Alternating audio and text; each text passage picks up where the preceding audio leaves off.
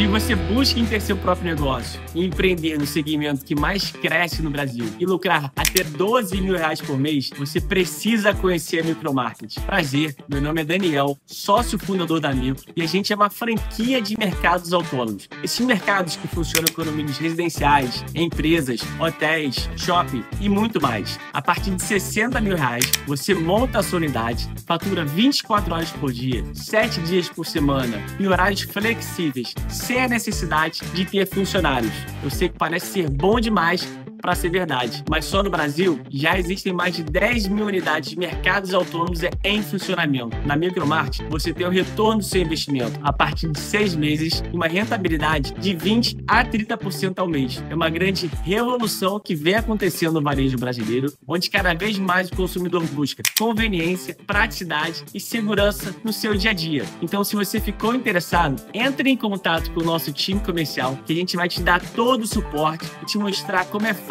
empreender com a Micromarket. Eu espero vocês. Forte abraço!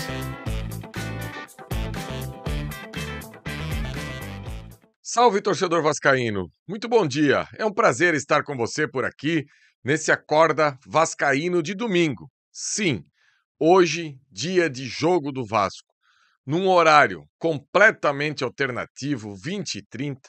Confesso a vocês que eu queria perguntar ao gênio que teve essa ideia. E o pior de tudo é que não é um gênio, são vários gênios. Porque para você marcar um horário de um jogo de Série A de Campeonato Brasileiro, com certeza passa pela cabeça de várias pessoas. Até que alguém levanta a mão e diz assim: olha, eu acho que 20h30 de um domingo é bacana. Aí deve ter outros gênios na mesa que levantam a mão e dizem: isso, 20h30 de um domingo. Até porque você vai para o estádio e o jogo termina 22h30, até você se deslocar para casa, até você dormir, já passa da meia-noite, e segunda-feira é um país que ninguém trabalha mesmo, tudo tranquilo, todo mundo pode dormir segunda-feira até meio-dia, que está resolvido o problema. Torcedor, hoje é um jogo difícil. Mesmo enfrentando a lanterna do Campeonato Brasileiro, existem dois fatores que eu acho que deixa esse jogo aí bem complicado para a equipe do Vasco. Primeiro, o histórico de Sport e Vasco. A gente não pode esquecer que o último jogo realizado na Ilha do Retiro nem terminou. Foi lá na Série B de 22, em que o Vasco saiu perdendo. Depois teve o pênalti em cima do Alex Teixeira, cobrado pelo Raniel, pulou a placa de publicidade, foi lá na torcida do Sport, colocou a mão no ouvido e ali teve chuva de tudo que você possa imaginar. Inclusive, alguns covardes aí invadiram o campo, bateram até numa mulher que estava lá trabalhando como bombeiro. Enfim, uma vergonha completa. Então, essa questão dessa rivalidade ainda existe. E outra questão que eu não posso deixar de considerar é o rendimento do Sport nos últimos jogos. O Sport tem feito boas partidas, com exceção do último jogo contra o Palmeiras no Allianz. Ali perdeu de 3-0 e foi atropelado. Mas o Sport fez um bom jogo contra o São Paulo, poderia ter vencido, inclusive estava na frente. Fez um bom jogo contra o Santos, poderia ter vencido, estava na frente. Ganhou do Grêmio na Arena do Grêmio, ou seja, não é uma equipe que está sendo facilmente presa para os seus adversários, longe disso.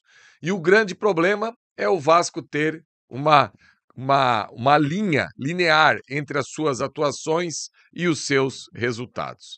E com o resultado de ontem, entre Juventude e Ceará, lá na casa do Ceará, o Vasco voltou para a zona. E por isso, torcedor, que eu coloquei esse título hoje no Acorda: Tesão pela Zona. Muita gente pode pensar que aquilo é outra coisa, mas não é. É que o torcedor vascaíno, ele tem algo que parece que está entranhado nele, que é a alegria de poder postar, de poder falar, de poder colocar nos grupos de Vasco que o Vasco entrou na zona do rebaixamento. Olha, eu participo de inúmeros grupos de Vasco, tenho minha rede social no Instagram, Aliás, quem quiser dar uma moral lá, o @GianFaísca1, tanto no Instagram quanto no X. Ontem, a bola do Mandaca nem tinha batido na rede, é aquela enxurrada. Voltamos para a zona, entramos na zona, se não ganhar amanhã tá rebaixado, tá tudo errado, é uma vergonha, parabéns para o time do Vasco. É um negócio assim que parece que é maior que o vascaíno. A alegria em abrir a boca e falar que vai cair, sabe? E o Vasco talvez seja o único time que ele já começa a cair na 10ª rodada. Isso é algo que o Vasco tem, assim, muito claro com a torcida. Por exemplo, nós temos ainda para realizar 19 partidas, né, nesse Campeonato Brasileiro, ou seja, um turno inteiro. A gente já abriu o retorno da partida que a gente fez contra o Corinthians, só que a gente tem a partida atrasada contra o Bahia.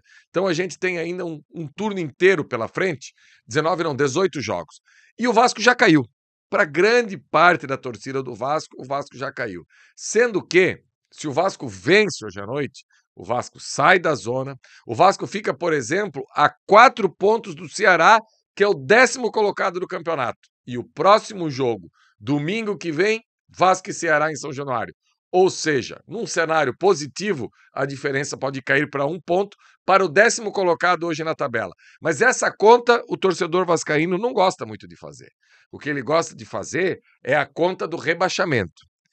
E eu até entendo, em partes, esse desespero.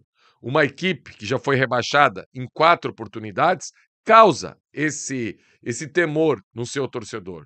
Eu só acho que essa angústia, esse temor, cravar que o Vasco caiu, poderia ser faltando 5, 6 rodadas. Hoje, eu acho que a gente tinha que trocar essa angústia por tentar incentivar e achar pontos positivos. A estreia de novos jogadores. Hoje é um dia que Robert Renan e Matheus França já foram relacionados. O bom jogo que o Vasco fez contra a equipe do Botafogo no meio da semana, em que o Vasco deveria e poderia ter vencido dentro de campo e também teve um erro de arbitragem bizarro do VAR, que acabou não chamando aí o Daronco. Enfim, eu acredito que hoje a equipe do Vasco vai fazer um bom jogo novamente. O que mais me preocupa é o início dos jogos. Não dá para o Vasco sempre ficar saindo atrás do resultado. Porque uma equipe trabalhada pelo Fernando Diniz, ela tem na sua plataforma inicial a possibilidade de sempre utilizar muito da técnica. E para você utilizar da técnica, o ideal é que você saia na frente do placar, porque a sua confiança aumenta e fica mais fácil para você executar isso. Nas 2 últimas grandes vitórias do Vasco aí, que foi contra o São Paulo no Morumbi e contra o Santos também no Morumbi, o Vasco sai na frente, vai ganhando confiança e vai atropelando o adversário. O problema é que em inúmeras oportunidades nos últimos jogos, o Vasco saiu atrás. Saiu atrás contra Corinthians, saiu atrás contra Juventude, saiu atrás contra Mirassol, saiu atrás contra o Botafogo. Então, é muito difícil, depois que você sai atrás, você recuperar a confiança para executar aquilo que o Diniz pede. A escalação de hoje, eu acredito que não teremos muitas surpresas. O Vasco deve ir a campo com Léo Jardim, Pumita no lugar do PH, Hugo Moura, Lucas Freitas e Piton, o meio de campo com bom Cauã Barros, Jair e Coutinho, Rayan de um lado, Verratti centralizado, com o Nuno pelo lado esquerdo. Talvez o David aí possa entrar no lugar ou do Verratti ou do Nuno, eu não acredito, seria legal, eu acho que poderia aí dar um pouco mais de mobilidade a essa equipe do Vasco, mas eu acho que o Diniz não vai fazer isso, vai continuar com esse quarteto aí que ele acabou escolhendo para ser o melhor do Vasco nessa temporada. Hoje a gente já começa a ter mais alguns jogadores que podem mudar o cenário do jogo no banco. Por exemplo, tem o Matheus França, que pode mudar o cenário do jogo, tem o David, que pode mudar o cenário do jogo, e o Diniz pode ir trabalhando essa equipe com alguns jogadores diferentes para encorpar. Óbvio que eu estou falando tudo isso e não estou numa tranquilidade plena. Longe disso. Eu sei olhar a tabela, eu sei o que o Vasco precisa. Agora, uma vitória hoje dá uma clareada boa, 10 dias de data FIFA, entrosar os novos contratados. O próximo jogo é só contra o Botafogo no Engenhão na próxima quinta-feira, ou seja, tem tempo de sobra aí para o Diniz fazer um bom trabalho, fazer um bom jogo. Lembrando que essa equipe do Vasco, sempre que teve tempo para trabalhar, deu uma resposta positiva. Na vitória, contra o São Paulo no Morumbi, era a volta de uma data FIFA também. Na vitória contra o Santos no Morumbi, o Fernando Diniz teve uma semana para trabalhar.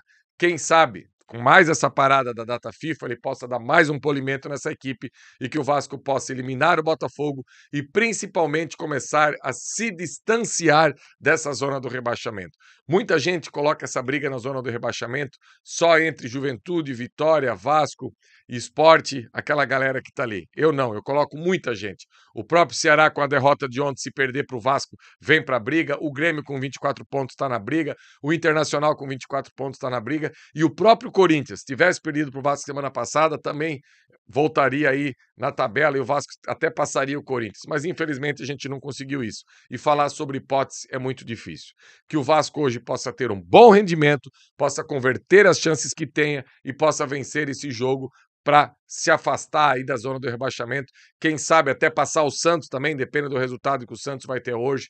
Enfim, o jogo está aí, o rendimento da última quarta-feira eu acho que vai bastar para o Vasco ganhar essa partida de hoje. Beleza, torcedor vascaíno? Então, daqui a pouco tem o Esquenta, chegando aí, Sérgio Quinde, Cerdeira, Flávio Dias, toda a galera. Eu volto hoje a partir das 19h30, no pré-jogo aqui no canal Atenção Vascaínos. Abraço, um ótimo domingo e não esqueça, vai sair agora, senta o dedão no like, compartilha nas suas redes sociais e dá essa moral pra gente aqui do canal Atenção Vascaínos. Abraço, galera!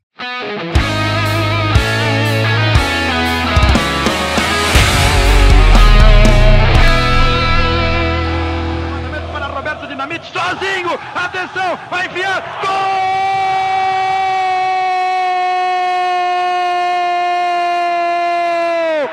Que golaço maravilhoso do moço que mora em Caxias!